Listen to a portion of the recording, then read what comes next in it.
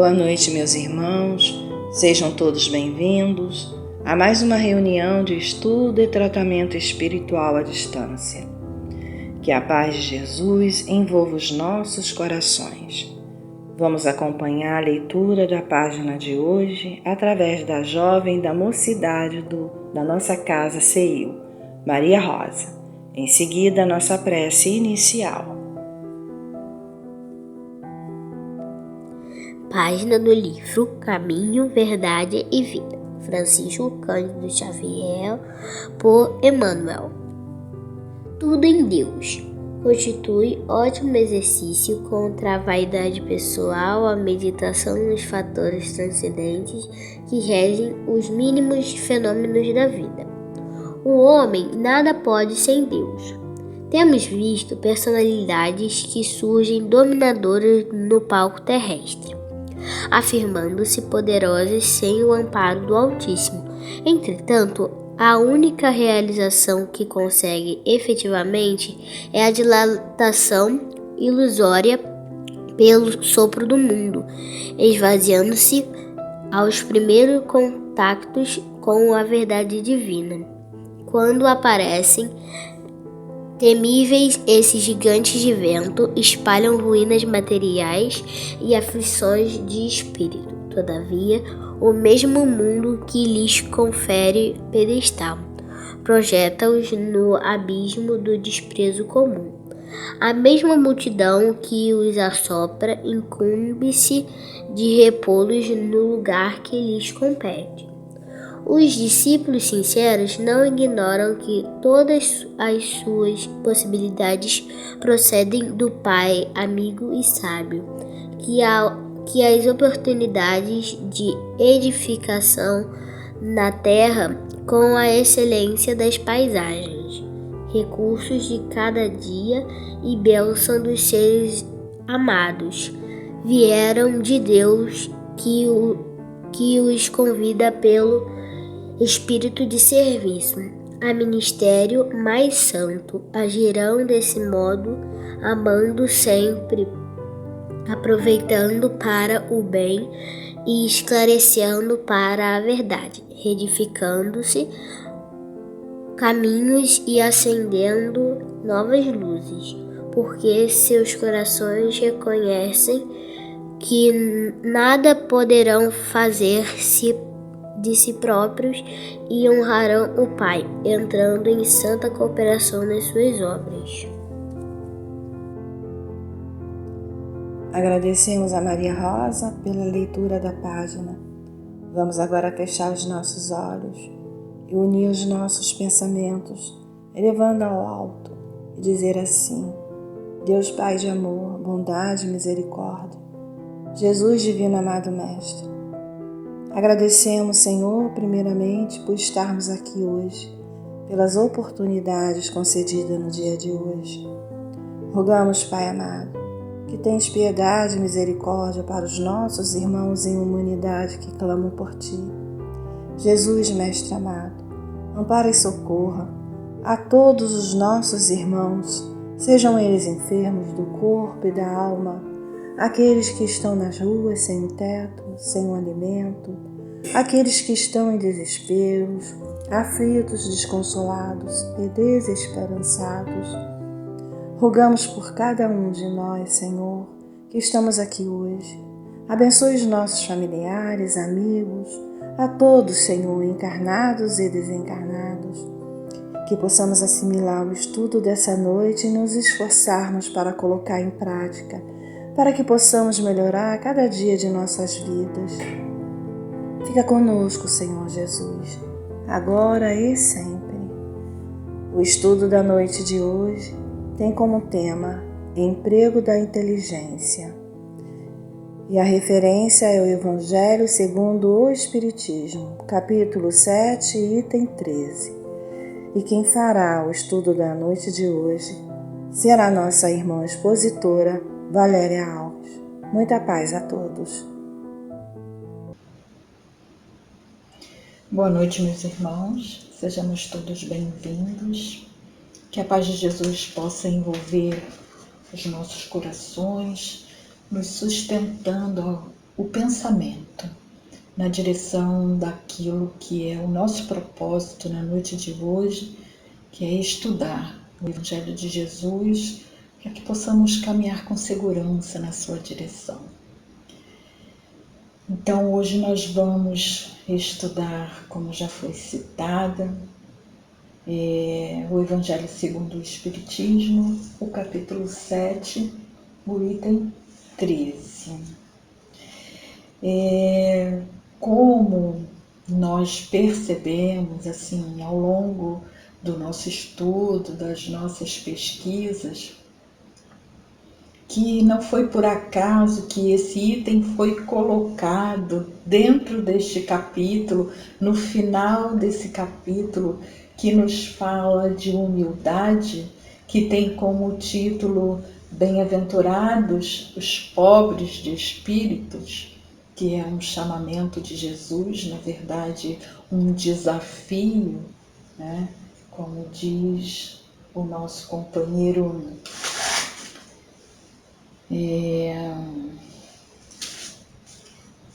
Mariano, no livro Falando a Terra, no capítulo 32, ele diz que a palavra do Cristo no Sermão da Montanha contém mais desafios do que reconforto.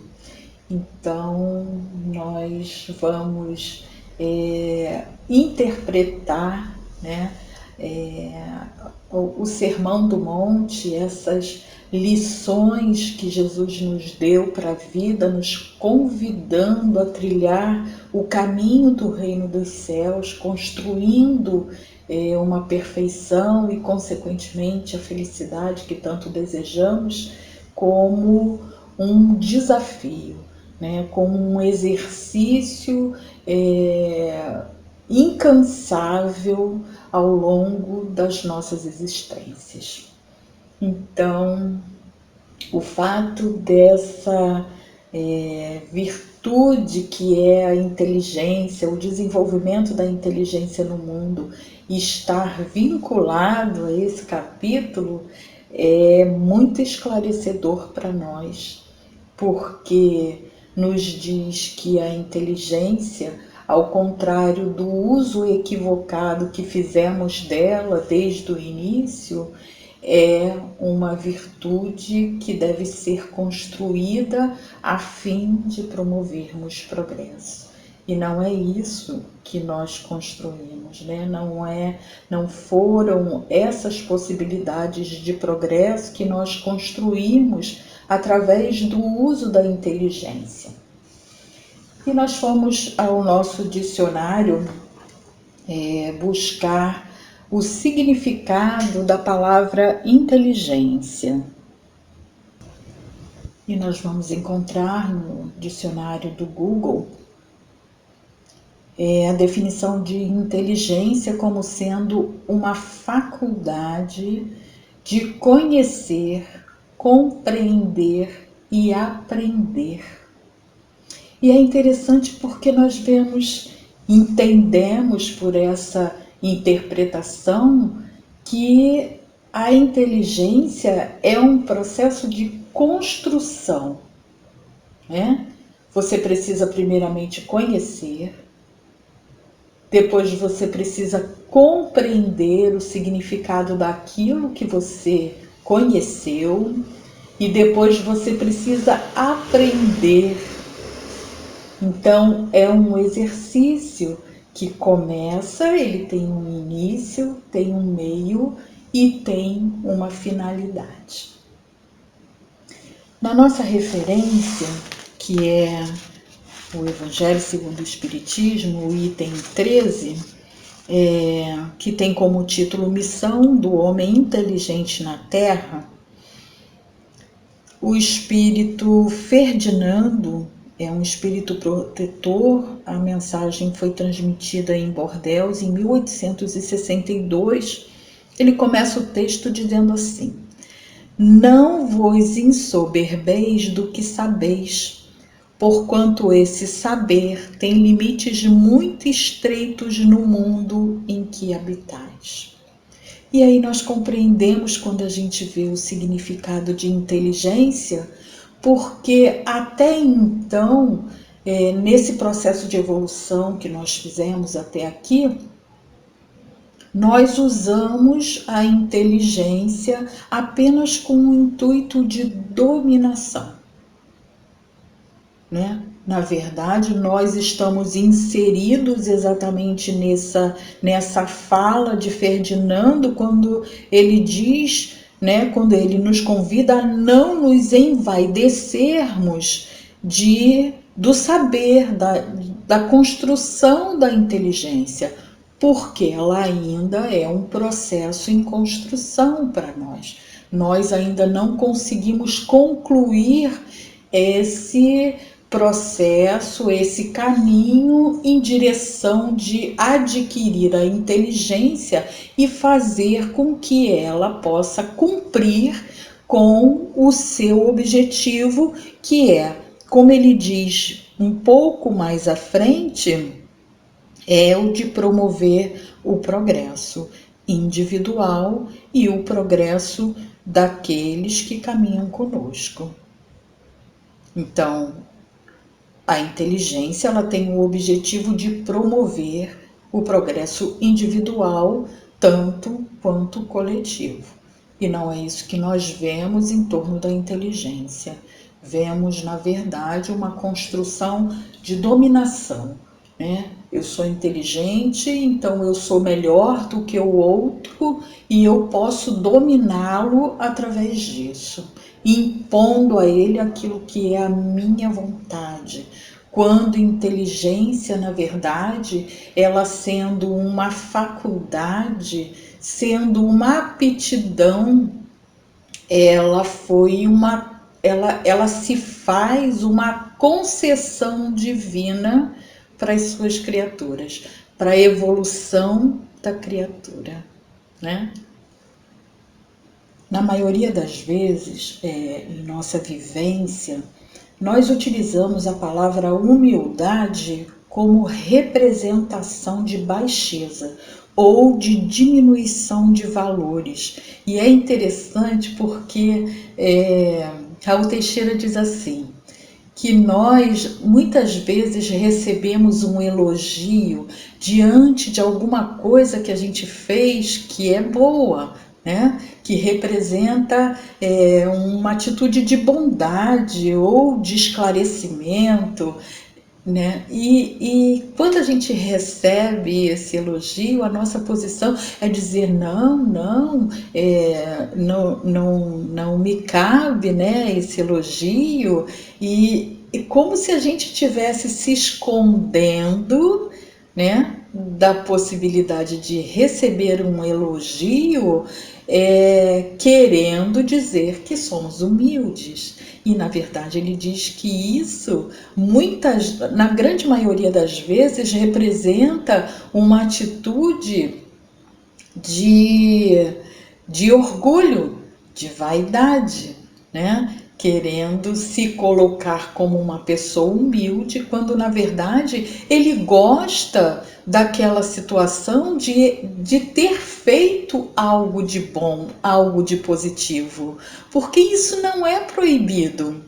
E exatamente porque a gente usa esse termo humildade de forma equivocada, muitas das vezes a gente se coloca nessa posição, porque a gente costuma chamar de vaidoso, de orgulhoso, aquele que constrói algo, né? E quando isso é construído para o bem, a gente não tem porquê se esconder, se eximir de receber um elogio. A forma como a gente vai conduzir o nosso sentimento com relação ao elogio que a gente recebe é que faz toda a diferença. Não é o elogio que nos prejudica. O que nos prejudica é o nosso sentimento com relação a ele. Quando eu me posiciono com vaidade, né, achando que eu sou melhor do que as outras pessoas, aqueles que convivem comigo, porque eu consegui construir algo de bom, é que é ruim. Então eu acabo utilizando o termo humildade para definir aquilo que na verdade é orgulho. Eu quero parecer algo que eu na verdade não sou, né?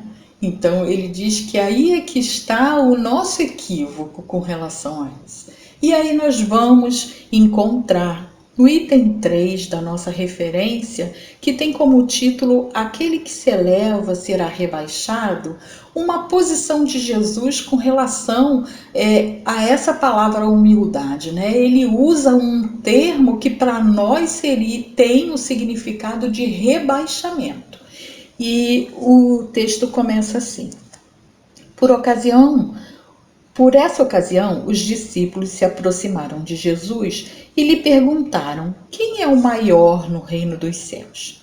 Jesus, chamando a si um menino, o colocou no meio deles e respondeu: Digo-vos em verdade que se não vos converterdes e tornardes quais crianças, não entrareis no reino dos céus. Aquele, portanto, que se humilhar e se tornar pequeno como essa criança, será o maior no reino dos céus. E aquele que recebe em meu nome uma criança, tal como acabo de dizer, é a mim mesmo que recebe. Então Jesus usa o termo humilhar, né? Aí ele dizendo, aquele, portanto, que se humilhar e se tornar pequeno, quer dizer, aquele que se tornar humilde. E não com o sentido de se rebaixar, né? Porque Jesus é para nós o exemplo de humildade, não é? Então, nós vemos pelas atitudes de Jesus ao longo do seu apostolado que ele em momento nenhum se omitiu diante das suas qualidades, daquilo que ele era, daquilo que era a sua missão. E ele era humilde, né? Nós vamos ver quando Jesus está para ser preso no Monte das Oliveiras, quando os soldados chegam para efetuar a sua prisão, antes de Judas dar nele o beijo que o identificaria para os soldados, Jesus pergunta a eles: quem buscais? Né? E os soldados respondem: buscamos a Jesus de Nazaré. E ele diz: eu sou Jesus de Nazaré. Eu estou aqui, sou Jesus de Nazaré. Quantos de nós tomaria essa atitude diante desse conceito de humildade que ela tem, né? De se mostrar diante da verdade sem ter medo de expor a verdade diante dos fatos que estão acontecendo. Isso foi um ato de humildade de Jesus. E isso, na verdade, é um ato de grandeza. A grande maioria de nós ainda, numa situação como essa, tentaria se esconder, né? Eles estão aqui para me prender. E Jesus sabia qual seria o seu destino após aquela prisão.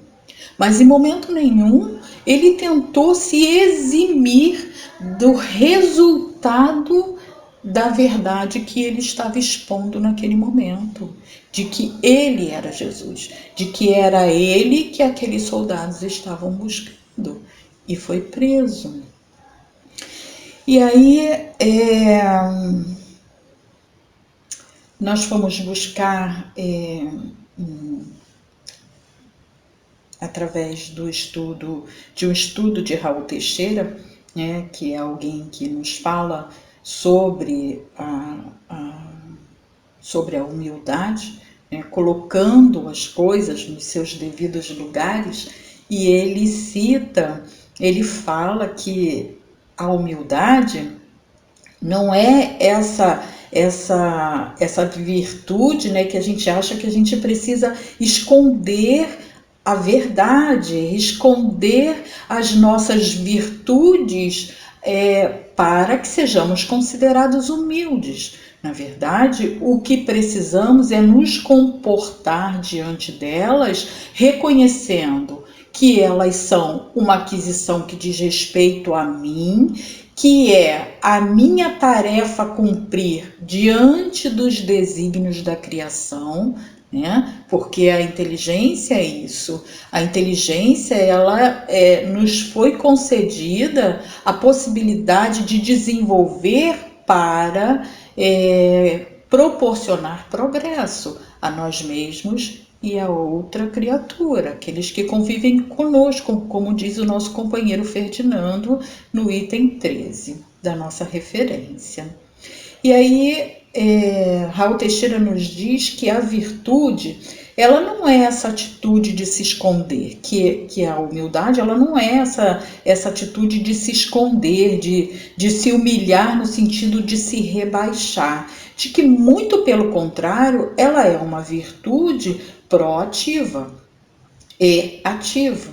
O humilde não é aquele que fica esperando cair do céu, que não fala, que não reclama, que não se levanta, como nós pensamos que é, né? Nós achamos que a pessoa humilde é aquela que aceita tudo calada.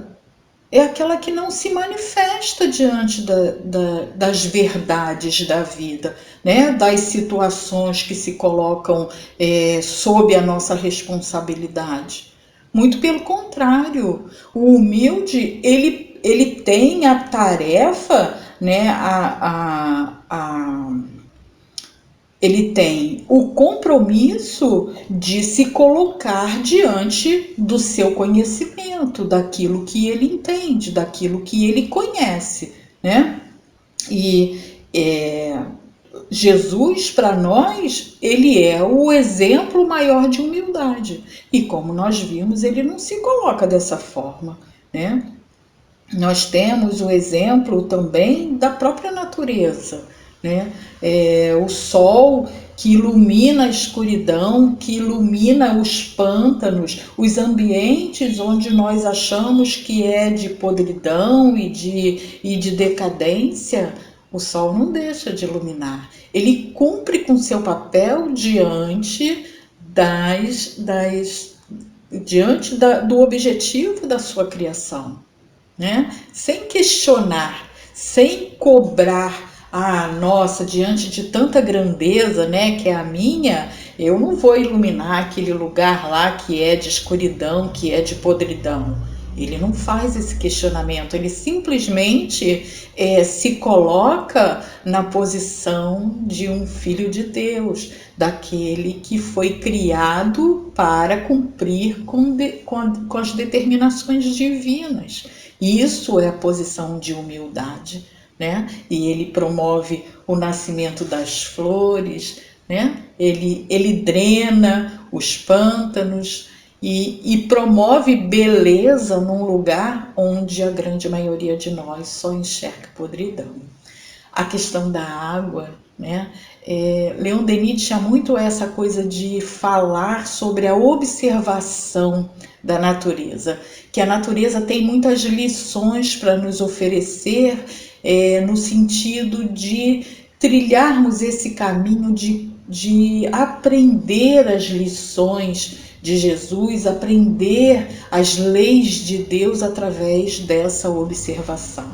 E aí Raul Teixeira fala da água, né, do caminho que a água faz até chegar a nós, até se tornar um alimento para o corpo, né? Que mata a sede, que alimenta, que traz saúde. E ele fala do caminho que essa água trilha até chegar a nós. E ela não reclama, poxa, agora, né, que eu já fiz todo esse sacrifício, como nós muitas vezes fazemos, né? Nossa, eu fiz um sacrifício enorme para aprender para ser inteligente e agora eu tenho que me sujeitar ao outro, né? Eu tenho que promover o progresso do outro. Assim nós pensamos, né? E a natureza nos mostra que tudo tem um objetivo digno e justo diante da criação, né? Então a água, ela faz esse caminho e chega a nós na condição de nos proporcionar saúde, porque foi para isso que ela foi criada, né? Então, atendendo aos desígnios divinos, ela cumpre com com o objetivo da sua criação sem questionar. E assim deveríamos nós nos colocar diante da possibilidade de desenvolver uma virtude que promove o meu progresso, mas também o da criatura que caminha comigo. E aí vamos encontrar na nossa referência, que é o item 13, que tem como título Missão do Homem Inteligente na Terra. O nosso companheiro Ferdinando, ele diz assim: se Deus, em seus desígnios, vos fez nascer num meio onde pudestes desenvolver a inteligência, é que quer que a utilizeis para o bem de todos. É uma missão que vos dá. E aí abro um parêntese para reforçar o entendimento da palavra missão, porque missão não é dada somente a espíritos superiores. Entendamos missão como um encargo, né? No momento em que eu estou pronto, Deus me proporciona um encargo onde eu possa demonstrar a aquisição que eu fiz, sem me esconder e sendo humilde, né? Para que ela possa exercer sobre mim e sobre aqueles que caminham comigo o efeito que ela realmente deveria ter, né? Então ele diz, é uma missão que vos dá, pondo-vos nas mãos um instrumento com que podeis desenvolver por vossa vez as inteligências retardatárias e conduzi-las a ele. Então hoje, atendendo esse caminho que fazemos na construção da inteligência, né, que como vimos no nosso dicionário conhecer, compreender e aprender. Nós já conhecemos lá no início, né? Fomos expostos através do Cristo as verdades que compõem a vida, né? Os objetivos da vida. Já conseguimos compreender porque o desenvolvimento da inteligência nos proporciona compreender o sentido real de todas as coisas e agora precisamos colocar em prática. Agora é a hora de praticarmos e é por isso que Emmanuel, na lição 44, fala assim para nós: o aluno do Evangelho somente se alimentará de equívocos deploráveis se quiser. Rodopiará por isso mesmo no torvelinho das sombras se nele cair voluntariamente, no capítulo da preferência individual. O ignorante alcançará justificativa, quer dizer, aquele que não sabe, aquele que não conheceu, ele tem justificativa para o erro. A vítima será libertada, aquela que, de uma forma que ela não buscou, caiu na armadilha, né? Ela será justificada. O doente desprotegido receberá enfermagem e remédio.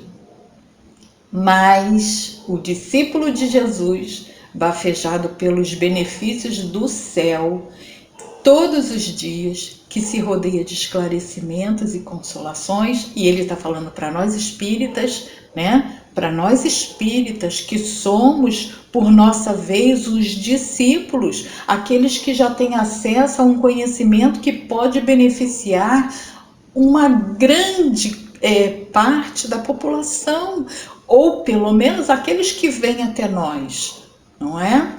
E ele diz mas o discípulo de Jesus, bafejado pelos benefícios do céu todos os dias, que se rodeia de esclarecimentos e consolações, luzes e bênçãos, esse deve saber de antemão quanto lhe compete realizar em serviço e vigilância. E, caso aceite as ilusões dos homens abomináveis, agirá sob responsabilidade que lhe é própria, entrando na partilha das aflitivas realidades que o aguardam nos planos inferiores. Então, na verdade, é uma busca de desenvolver uma aptidão, né, uma virtude que precisa ter sinceridade de propósitos e não simplesmente para servir como base da minha vaidade, da minha arrogância, do meu orgulho. Então, eu preciso ter sinceridade de propósitos. Se eu busco desenvolver a inteligência, ela tem que servir aos propósitos divinos, como diz o nosso companheiro Ferdinando. A natureza do instrumento não está a indicar a que utilização deve prestar-se? Se a inteligência, o desenvolvimento da inteligência, ela tem o propósito de promover progresso, por que eu vou utilizá-la para a dominação? Não é? Então, que Jesus possa ficar nas nossas consciências, nos nossos corações, nos sustentando de coragem para trilhar esse caminho, né? Para decidir pelo bem e permanecer no caminho do bem, da verdade, né? Desenvolvendo a nossa inteligência com um objetivo digno para que ela foi criada. Que Jesus nos abençoe a todos. Agradecemos a nossa irmã Valéria Alves pelas reflexões que ela nos trouxe. Agradecemos, Senhor Jesus, pelos momentos que passamos aqui, ouvindo os teus ensinamentos.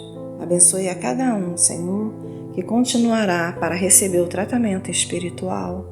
Que possamos ficar em sintonia com os amigos e benfeitores espirituais, juntamente com o nosso mentor da nossa casa, Isaac Lima, ouvindo a música até o final. Jesus nos abençoe, que assim seja.